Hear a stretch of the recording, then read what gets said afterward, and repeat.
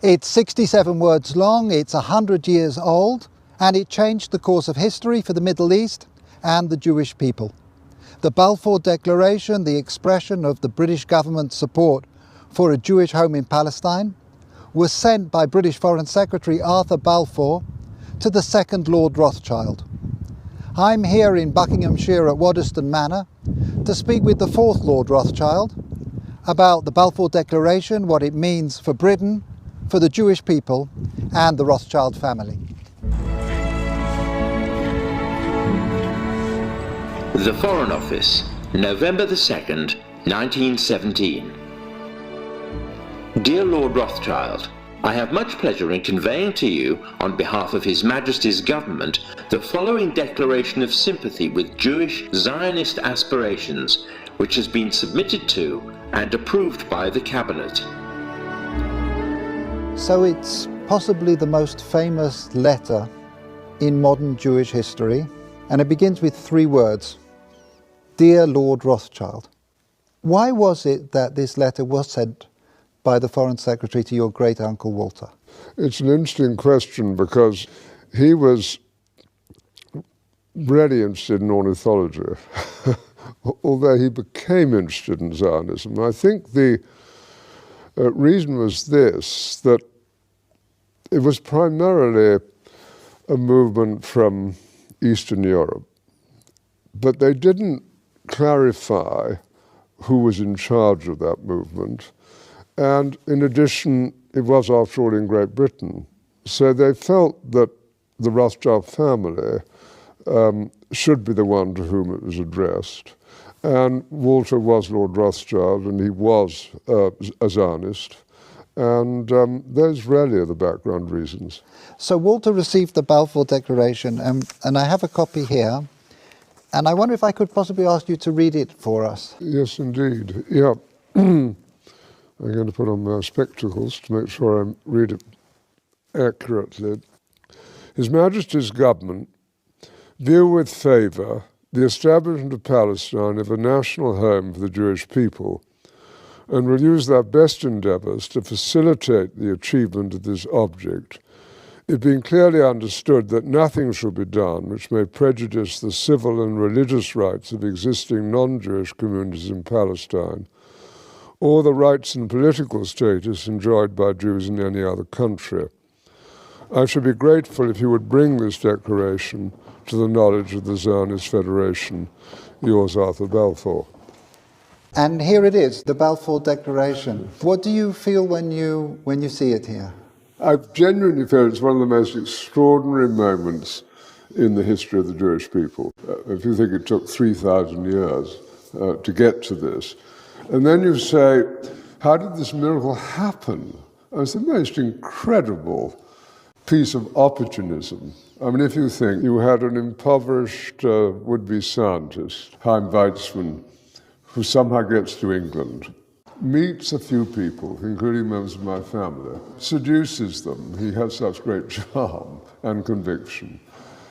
He gets to Balfour, and he unbelievably persuades Balfour and Lloyd George, the Prime Minister, and most of the ministers, that this idea of the national home for Jews should be allowed to take place. I mean, it's so unlikely.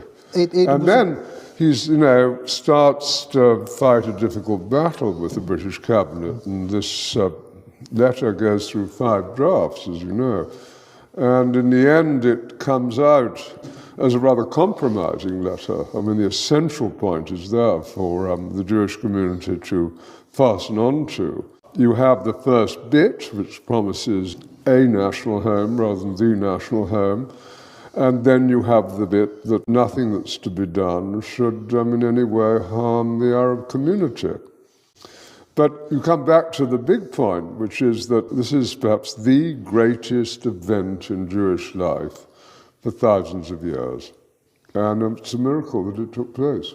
And of course, the Rothschild family then as now filled 2 roles, because it wasn't just a leader of diaspora Jewry, it also played a very significant role in the early years of the establishment of the pioneer communities in Israel as well. There were two branches of the Rothschild family primarily concerned. One in France through Baron Edmond de Rothschild, who was the one who responded to the Russian programs of the 1880s. In England, there was a divide.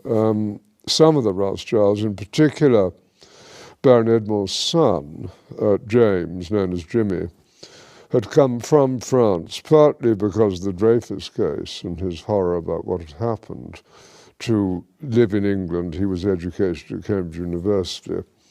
And he married an English girl, Mrs. James de Rothschild, and she became a leader at a very young age. She was only 17 when she started writing to Weizmann and introducing him to the British establishment. Other Rothschilds felt it was better to be assimilated into English life, and although they retained their interest in Judaism and Jewish life, they didn't think it was a good thing that this national home should be established in Israel. So it was something that divided my family, as with many other families. I wonder, as somebody who moves in the highest echelons of British society and is very close to Israel, whether you in your life feel a tension between concern for Israel and loyalty to Britain? No, I don't personally feel that. I mean, I've been completely committed to Israel since the early 1960s and have been there every year since. So I don't feel that conflict, but I, of course, feel a huge loyalty to Great Britain.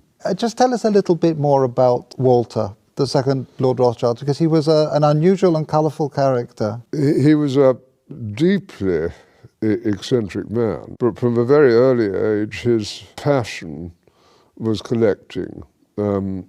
He rode about Tring Park on a giant tortoise.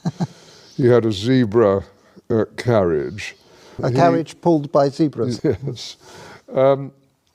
He collected on a massive scale birds, insects, fleas, It was butterflies. the largest single collection created by a single individual. I think that's true. I think certainly in Great Britain, I think probably anywhere, he was the greatest collector of ornithological material. His niece, Miriam, writes that for 2 years, as one of his eccentricities, he didn't open any of the letters that were sent to him and stuffed them away into wicker baskets.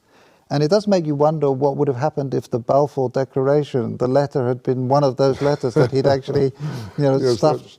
That's true. At that stage, and it's very difficult to quite understand why, he had taken a deep interest in what was happening about the possibility of Balfour Declaration. So maybe those letters would have got to the top of his file. I just want to revisit for a moment your cousin Dorothy, who you Yes. mentioned, who at an extraordinarily young age, still in her teens, played such a critical role as a go-between and a facilitator for Chaim Weizmann. Can you say a little bit about Well, that? she married my cousin Jimmy when she was 17. So this is your cousin Dorothy, Dolly. Yep, Mrs. James de Rothschild. And from her teenage years onwards, she was a major supporter of Israel, wasn't she? Major supporter. I mean, she worshipped her husband, who'd been deeply committed, son of Baron Edmond. It was due to him, I think, that she became interested. But once she became interested, she became passionately interested.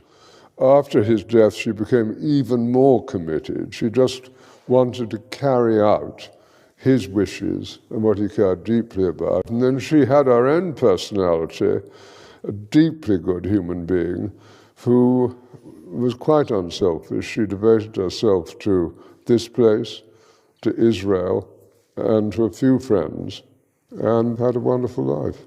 And you can read letters from her to Weizmann and from Weizmann to her when she was only 17. And what she did which was crucially important, was to connect up Weizmann with the British establishment. I think she also trained him in how to deal. She helped educate how to and it's conduct extraordinary himself. at that age, but she did sort of tell Weizmann, how to kind of integrate, how to insert himself into British establishment life, which he learned very quickly. So I'm here in the Waddesdon Manor archives, where there is a treasure trove of remarkable documents from the time of the Balfour Declaration. We have the correspondence here between the teenage Dorothy and her husband James, and it's really a love story. Here Dorothy is writing to James. She says, "Jimmy, I thought I would not like one day to pass without giving you a piece of news you have never heard before. I love you." But of course their correspondence wasn't just romantic correspondence. Here we have detailed letters describing her dealings with Zionist leaders, her advice and her suggestions regarding the conferences of the Zionist movement. And here we have a letter that the young Dorothy, still not 20, sent to Dr. Chaim Weizmann, where she's talking about the meetings that she's arranged for him. And as we've heard, she was helpful in training and preparing him to enter into the highest echelons of British society to advance the cause of the Zionist movement.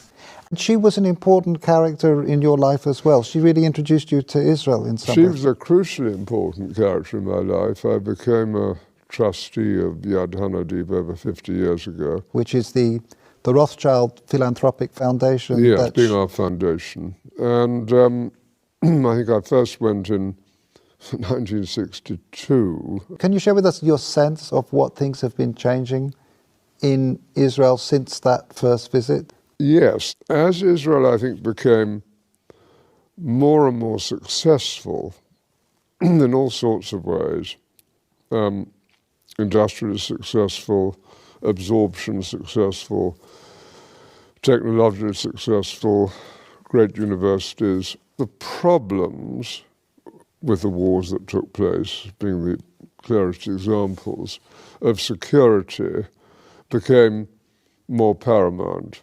And so you did see a shift in Israel from kind of the liberal Western place that it had been in the early 60s to something of a very different character. And you also have a shift, of course, between communities in Israel. I mean, Israel is a patchwork of different immigrants from different countries.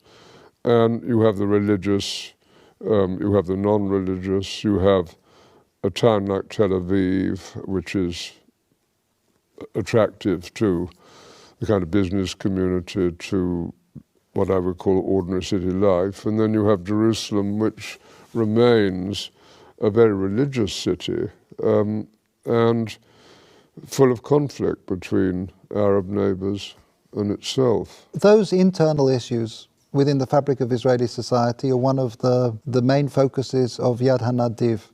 Can you mention just one or two of the projects that feel to you most significant? Yes, we do a great deal of work on education, a great deal of academic work. We keep going at Ramat Hanadiv, the garden where Baron Edmond was eventually buried.